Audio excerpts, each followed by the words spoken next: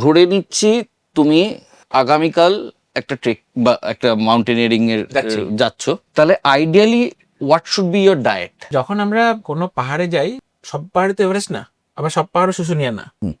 প্রত্যেকটা পাহাড়ে একটা চারিত্রিক একটা বৈশিষ্ট্য আছে। তো সেই পাহাড়ে আমার কিরকম স্কিলটা লাগছে সেই অনুযায়ী প্রিপারেশন হয়। আমার যেমন এখন পরপর কিলিমাঞ্জারোর পর এলব্রুস আছে রাশিয়ায়, তারপরেই লাদাখের এক্সপিডিশনটা আছে।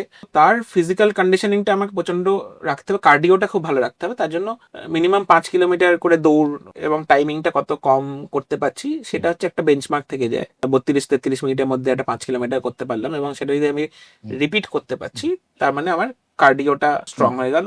লেগস আর কোর বলে আর কি, কোরটা স্ট্রং থাকলো।